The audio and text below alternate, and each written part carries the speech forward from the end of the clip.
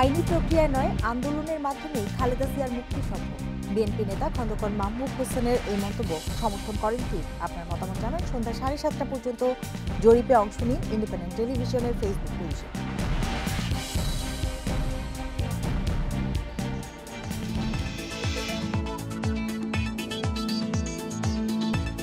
তেজগাঁ থেকে সংবাদ সন্ধ্যা নিয়ে আপনাদের সামনে আছি আমি সুমনা সিং এবং আমি গোলাম কিবরিয়া। এই মুহূর্তে বার্তা কক্ষের সবশেষ। অমর একুশের গ্রন্থমালার উদ্বোধন করলেন প্রধানমন্ত্রী। ডিজিটাল লাইব্রেরি গড়ে তোলার নির্দেশ।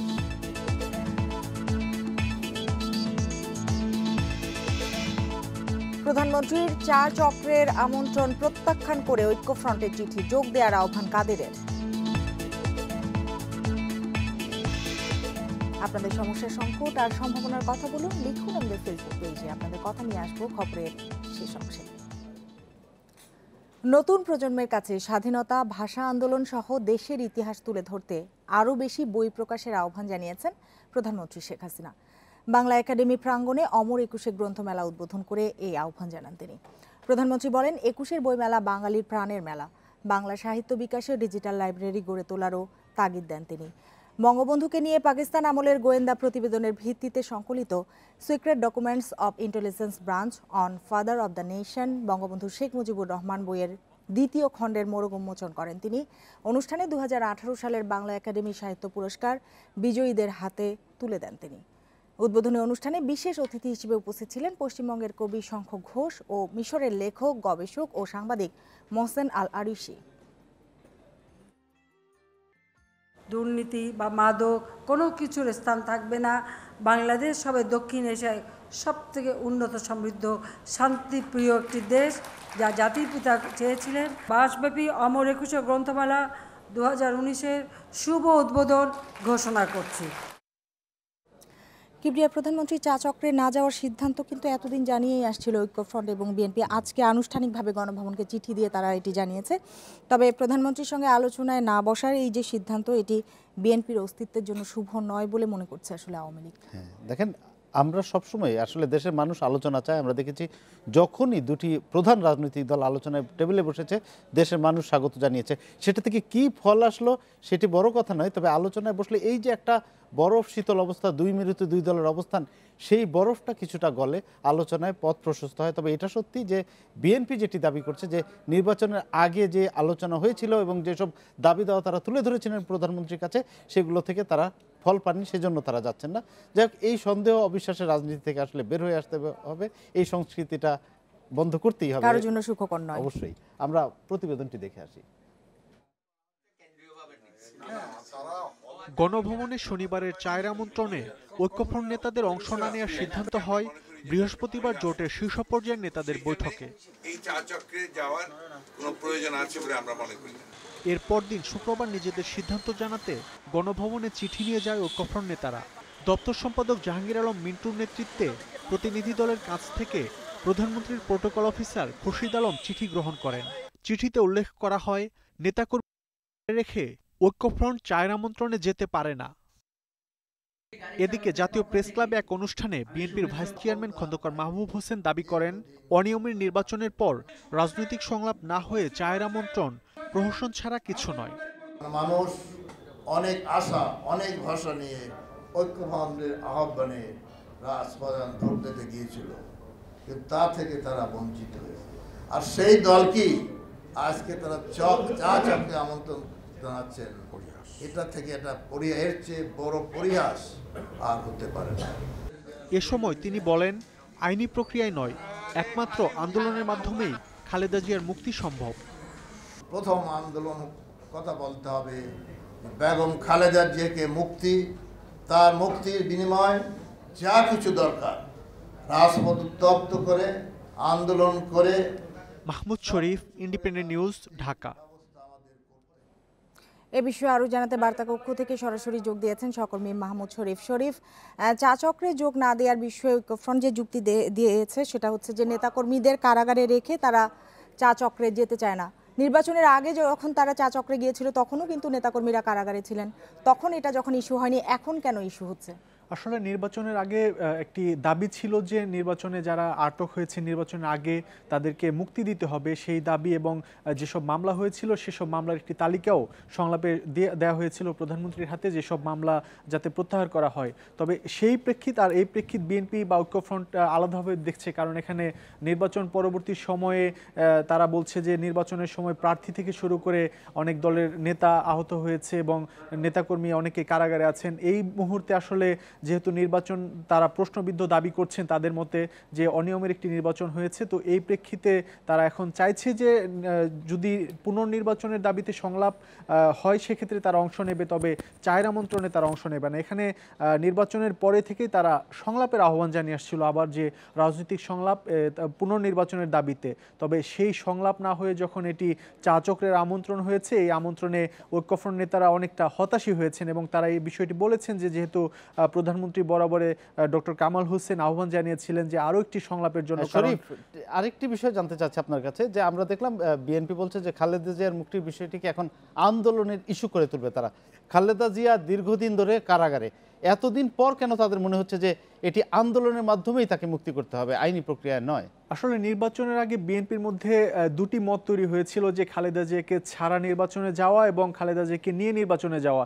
তো শেষ মুহূর্তে শেষ পর্যায়ে আমরা দেখলাম যে খালেদা জিয়াকে কারাগারে রেখেই বিএনপি নির্বাচনে যাচ্ছে। তবে ওই সময় যারা মত দিয়েছিলেন যে না খালেদা জিয়াকে ছাড়া নির্বাচনে যাবে না, তারাই এখন মুখ খুলছেন এবং বলছেন যে খালেদা জিয়াকে ছাড়া নির্বাচনে গিয়ে বিএনপি কতটুকু লাভবান হয়েছে বা কতটুকু ক্ষতির সম্মুখীন হয়েছে। এখন সামনে যে পুনর্নির্বাচনের দাবিতে আন্দোলনের কথা বলা হচ্ছে সেটিতে তারা মত দিতে পারছেন না, কারণ এখানে তারা বলছেন যে এখন খালেদা জিয়ার মুক্তিটি মানে প্রধান আন্দোলনের ইস্যু করতে হবে, কারণ খালেদা জিয়ার মুক্তি যদি হয় তাহলে পরবর্তীতে পুনর্নির্বাচনের দাবি বা তাদের যে সব দাবি রয়েছে সেসব দাবি আদায় অনেকটা সহজ হবে।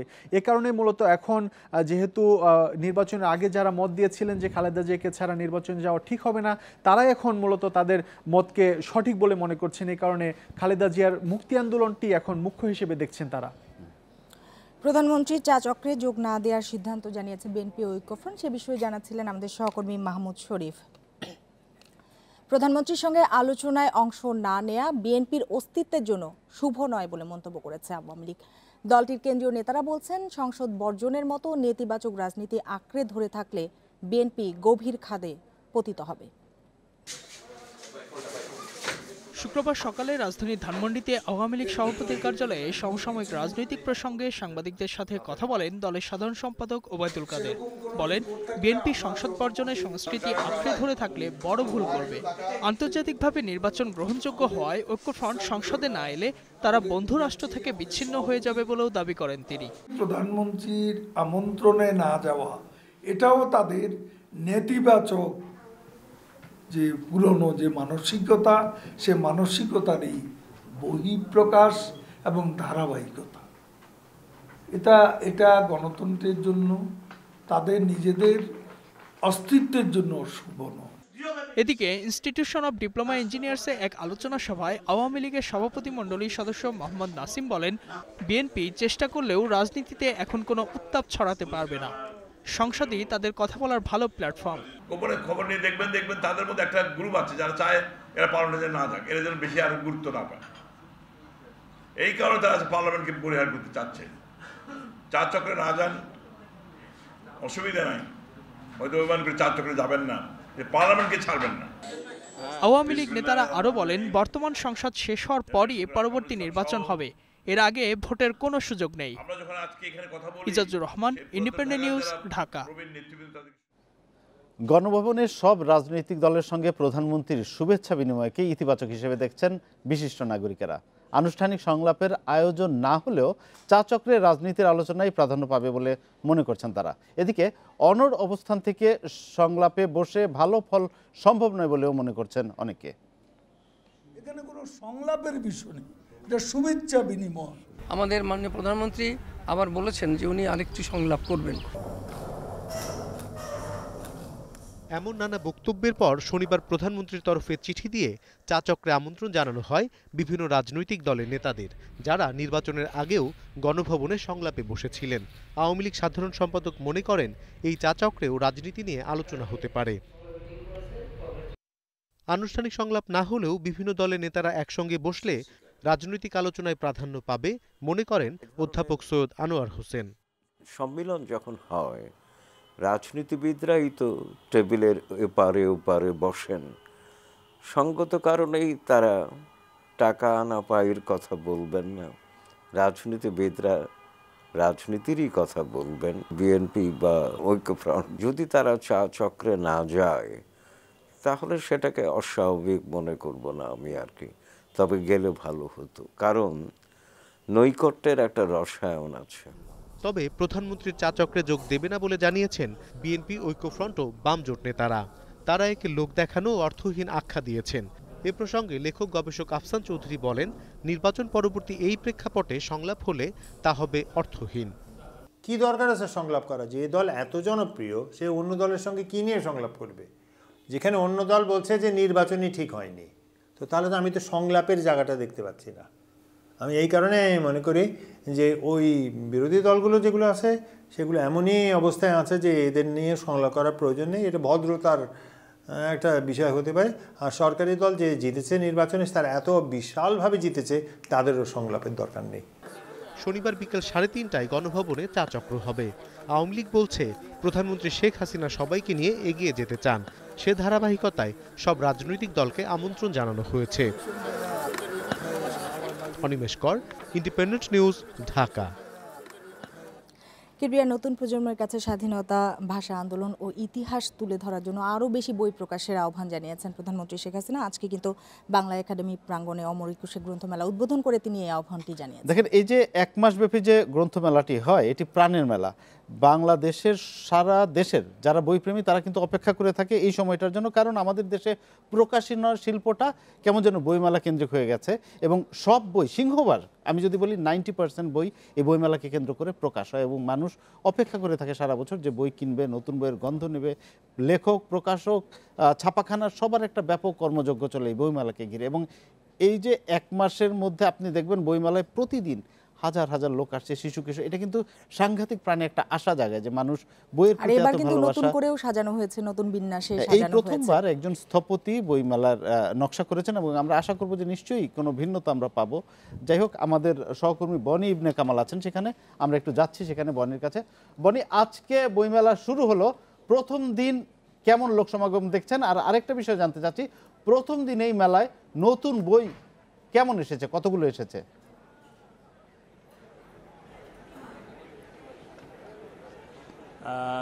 আজকে অমর একুশে বইমেলা গ্রন্থ মেলা সেটি উদ্বোধন করেছেন প্রধানমন্ত্রী শেখ হাসিনা।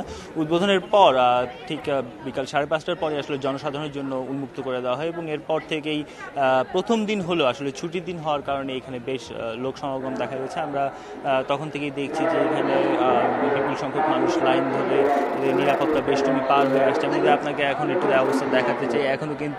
এখন মাঠ প্রাঙ্গণে এখনও বেশ কিছু মানুষ আছেন, তবে বেলা বাড়ার সাথে সাথে আসলে রাত হচ্ছে, যত সংখ্যা ততই কমছে। এখন আর নতুন করে কেউ মেলায় প্রবেশ করছেন না। এখন যারা আছেন তারা ঘুরে ঘুরে দেখছেন বিভিন্ন স্টল, বিভিন্ন প্রকাশনীতে যাচ্ছেন, পছন্দের বই দেখছেন, সেখান থেকে কিনছেন। আমরা দেখেছি যে এখানে আসলে বইমেলা যে একটি সার্বজনীন মেলা, সেটা আমরা আসলে লক্ষ্য করতে পেরেছি। এখানে ছেলে, বুড়ো, তরুণ তরুণী সব বয়সের মানুষই কিন্তু এসেছেন এই প্রাণের মেলায়। প্রকাশকরা কিন্তু আসলে একে বই মেলা না, একে বই উৎসব হিসেবে বলতে চাচ্ছেন। তারা বলছেন যে এটা এক ধরনের উৎসব, যে উৎসবের মাধ্যমে আসলে বাঙালির হাজার বছরের যে সংস্কৃতি আছে সেটা নতুন প্রজন্মের কাছে তুলে ধরা হয় এবং পুরান প্রজন্ম এবং নতুন প্রজন্ম দুই প্রজন্মের মিলন মেলায়। পথ বলুন, স্টল বা চলাচল ব্যবস্থায় কতটা শৃঙ্খলা আপনি দেখতে পেয়েছেন আজকে?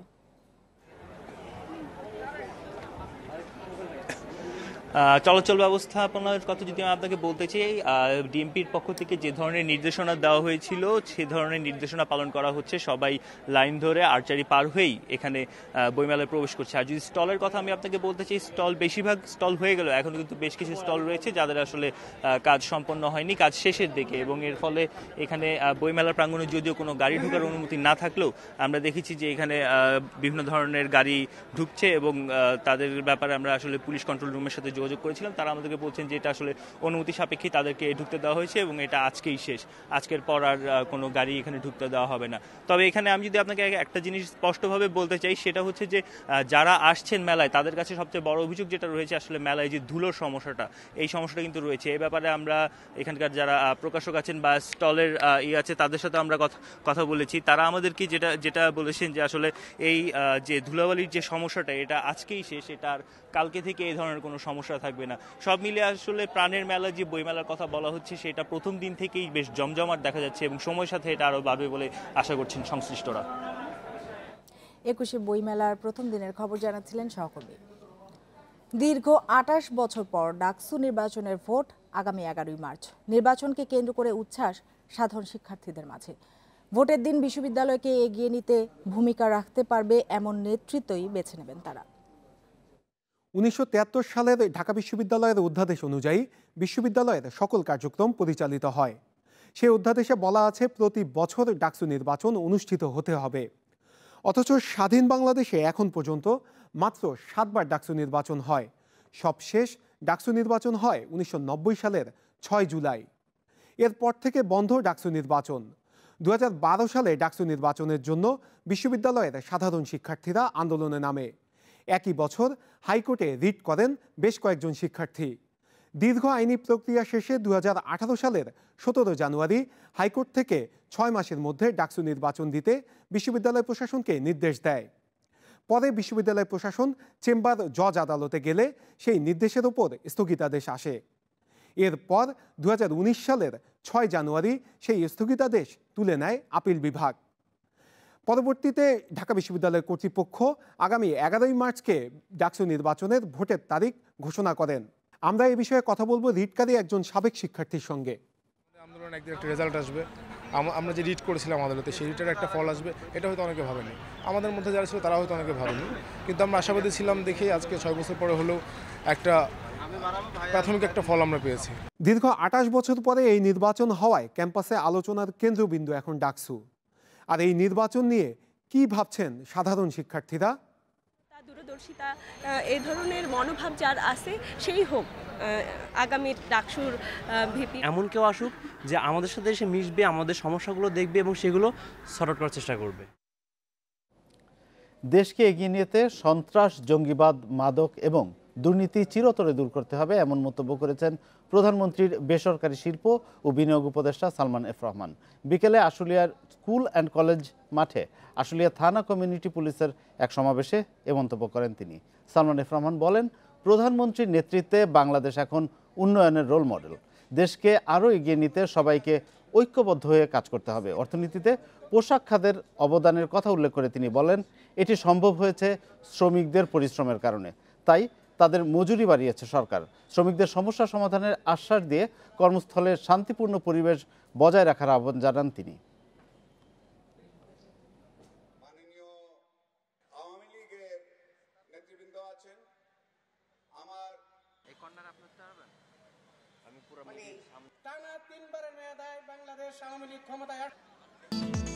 নতুন কেনার 6 বছরের মধ্যে অকেজো হতে শুরু করে বাংলাদেশ সড়ক পরিবহন কর্তৃপক্ষ বিআরটিসির 49টি ভলভো বাস। এগুলো এখন ভাঙ্গারি হিসেবে নিলামে বিক্রির প্রক্রিয়া চলছে। ইউরোপীয় ব্র্যান্ডের এসব উন্নত বাস 20 থেকে 25 বছর রাস্তায় সচল থাকার কথা। সময়মতো রক্ষণাবেক্ষণের অভাবে এ দশা স্বীকার করছে খোদ বিআরটিসি কর্তৃপক্ষ। সুইডেনে তৈরি উন্নত ভলভো বাসের বর্তমান হাল এটি। 66 কোটি টাকায় কেনা বাসগুলো বছরের পর বছর খোলা আকাশের নিচে পড়ে থাকায় এখন ভাঙারি হিসাবে বিক্রি ছাড়া বিকল্প কিছু করার নেই। এটি হবার কথা নয় বলছেন বিআরটিসির সাবেক কর্মকর্তারা। কোনো প্রতিষ্ঠান যখন গাড়ি দেয় তখন তো তাদের সাথে একটা স্পেয়ার্সের একটা চুক্তি থাকে যে যখনই প্রয়োজন হবে তখন তারা যাতে স্পেয়ার্সগুলো দেয় আর কি। সেই রকম পরিবেশই প্রস্তুত করা হয়েছিল। তারপরে এগুলো কেন ধীরে ধীরে বসে গেল, এই জিনিসটা আসলে খুবই একটা উদ্বিগ্নের বিষয়। নির্মাতা প্রতিষ্ঠানের তথ্য, ভলভো বাসের সাধারণ মেয়াদ 12 বছর। ঠিকমতো রক্ষণাবেক্ষণ হলে চলে 20 থেকে 25 বছর, যাকে বলা হচ্ছে অর্থনৈতিক মেয়াদ। অথচ আমাদের বিআরটিসির বাস উদ্বোধনের মাত্র 6 বছরের মাথায় 2007 সাল থেকে ভাগাড়ে আশ্রয় নিতে শুরু করে। নষ্ট যন্ত্রাংশ সময়মতো ঠিক না করা এবং রক্ষণাবেক্ষণের দুর্বলতার কারণে মাটিতে মিশে গেছে এক সময়ের তুমুল জনপ্রিয় এই ভলভো বাসগুলি, যা প্রতিটি কেনা হয়েছিল 1,37,00,000 টাকা দিয়ে। এখন আর কোনোভাবেই ঠিক করা সম্ভব নয় বলছে বিআরটিসি। সংস্থাটিও বলছে দামি এসব বাস রক্ষণাবেক্ষণে গাফিলতি ছিল। এটার প্রপার মেনটেন্যান্স এবং স্পেয়ার পার্টসের অভাবে এই বাসগুলা ক্রমান্বয়ে বসা শুরু হলো। এই গাড়িটা যে টেকনোলজি, এই টেকনোলজি ট্রান্সফারের বিষয়টা ভালোভাবে দেখা হয়নি। যে আমাদের মেকানিক ইঞ্জিনিয়ার যারা এই গাছগুলো মেনটেনেন্স করবে তাদের আমার মনে হয় প্রপার ট্রেনিংটা কম ছিল। সচল বাসকে অচল করতে অবহেলার দায় এড়াতে পারে না বিআরটিসি, বলছেন পরিবহন বিশ্লেষকরা।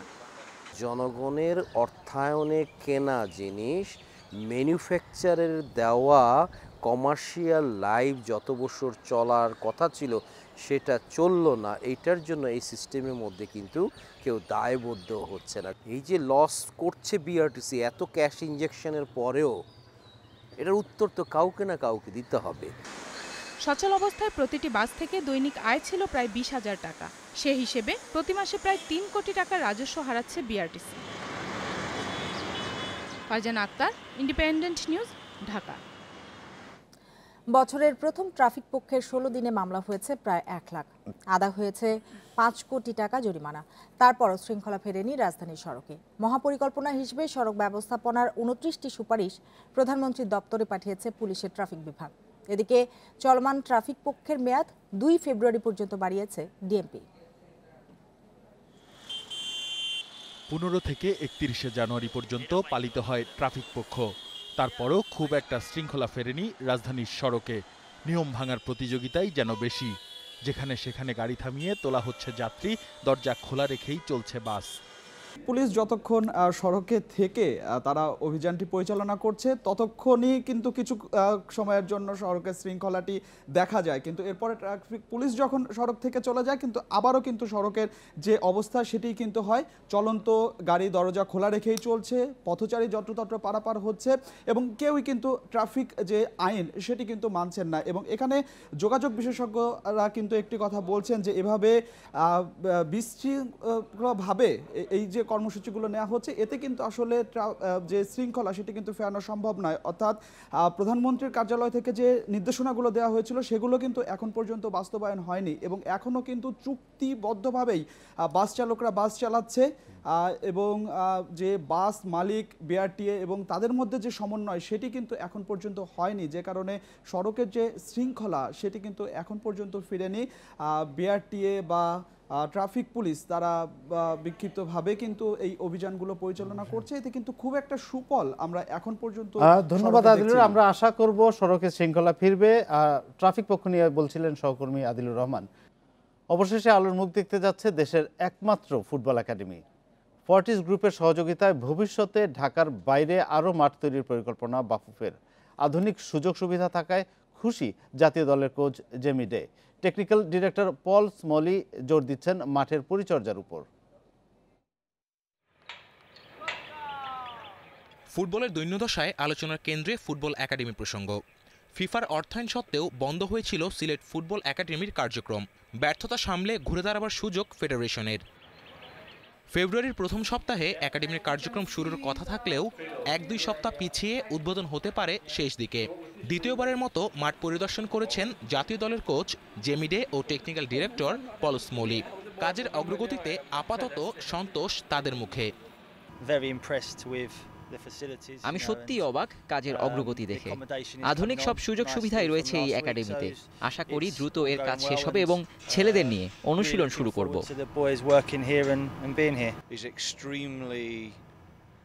পরবর্তী প্রজন্মের ফুটবলার তৈরিতে সব ধরনের সুযোগ সুবিধা থাকবে এই একাডেমিতে। সেরা কয়েকজনকে বাছাই করে কোচের অধীনে প্রশিক্ষণ দেওয়া হবে। এতে করে কোচের সাথে তাদের কম্বিনেশন ভালো হবে, যা পাইপলাইন সমৃদ্ধ করতে সাহায্য করবে। শুধু খেলোয়াড়দের অনুশীলন নয়, প্রয়োজন মাঠের পরিচর্যার। 3 বেলা অনুশীলনের পর মাঠের সঠিক পরিচর্যা করতে না পারলে বিপদে পড়তে হবে খেলোয়াড়দেরই। মাঠটি এখন যেমন আছে 3 বেলা অনুশীলনের পর তেমনটা থাকবে না। খেলোয়াড়দের যেমন পরিচর্যা দরকার তেমনি মাঠেরও প্রয়োজন। আর সবচেয়ে বেশি জরুরি ফুটবলারদের ক্লান্তি দূর করা। সবকিছু মিলিয়ে ফুটবলারদের খেলার মান উন্নয়নে এই একাডেমি গুরুত্বপূর্ণ ভূমিকা রাখবে। শুধু এই বেড়া ঈদ নয়, ফর্টিস গ্রুপের লক্ষ্য দেশের বিভিন্ন স্থানে আরও অনেক মাঠ তৈরি করা। প্রত্যেকটা স্কুলেরই ফুটবল মাঠ আছে, এই মাঠগুলোকে নিয়েও আমরা চিন্তা ভাবনা করছি। আমরা নিজেদের খরচে এই মাঠগুলোকে তৈরি করে দিব। শর্ত থাকবে সেই মাঠগুলোতে ফুটবলাররা বা এলাকার ফুটবলাররা খেলতে পারবে। সো এই ধরনের একটা চিন্তা ভাবনা নিয়েও আমরা আগাচ্ছি। প্রাথমিকভাবে 50 থেকে 60 জনের ব্যবস্থা থাকলেও ভবিষ্যতে এর পরিমাণ আরও বাড়ানো হবে বলে জানিয়েছে সংস্থাটি। Kamrul Hasnat, independent News, Dhaka. এই সমস্যার সংকট আর সম্ভাবনার কথা জানতে চেয়েছিলাম। শফিক ইসলাম হোসেনপুর কিশোরগঞ্জ থেকে বলছেন, আমার এলাকার ডাংরি গ্রাম থেকে গোবিন্দপুর বাজার রাস্তা পর্যন্ত দীর্ঘদিন যাবৎ কাঁচা রাস্তা। রাস্তাটির জন্য জনদুর্ভোগ পোহাতে হচ্ছে প্রতিনিয়ত। রাস্তাটি পাকা করার কথা থাকলেও এখনো করা হয়নি। রাস্তাটি পাকা করার জন্য কর্তৃপক্ষের দৃষ্টি আকর্ষণ করেছেন তিনি। দিনাজপুর থেকে কামাল বলছেন, সড়ক দুর্ঘটনায় দিনাজপুরের পার্বতীপুর ফুলবাড়ি রোডে হলদিবাড়ি বাজারে ৩-৪ বছরে ২০ জনের উপর নিহত হয়েছেন। আর যেন এরকম না ঘটে সেজন্য তিনি কর্তৃপক্ষের দৃষ্টি আকর্ষণ করেছেন। লুনা শনির আখড়া ঢাকা থেকে বলছেন, শনির আখড়া এলাকায় ওয়াসার পানি ময়লা এবং দুর্গন্ধযুক্ত। ওয়াসার পানি দিয়ে রান্নার কাজ করা যায় না, ফলে পানি কিনে রান্নার কাজ করতে হচ্ছে। এমন অবস্থায় পানি দুর্ভোগ কমানোর জন্য ওয়াসার দৃষ্টি আকর্ষণ করেছেন তিনি। এছাড়া আইনি প্রক্রিয়া নয়, আন্দোলনের মাধ্যমেই খালেদা জিয়ার মুক্তি সম্ভব। বিএনপি নেতা খন্দকার মাহবুব হোসেনের এই মন্তব্য সমর্থন করেন কিনা এ বিষয়ে আপনাদের মতামত জানতে চেয়েছিলাম। বলছি জরিপের ফলাফল, এর পক্ষে পড়েছে 63.50% ভোট আর বিপক্ষে ভোট পড়েছে 36.50% ভোট। শেষ করব সংবাদ সন্ধ্যা। শেষ করার আগে শিরোনামগুলো আরেকবার। অমর একুশে গ্রন্থমেলার উদ্বোধন করলেন প্রধানমন্ত্রী। ডিজিটাল লাইব্রেরি গড়ে তোলার নির্দেশ।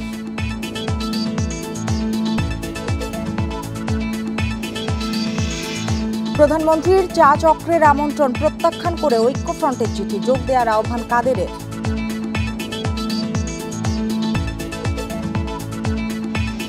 এই ছিল আজকের সংবাদ সন্ধ্যা। আমন্ত্রণ পরের আয়োজনে।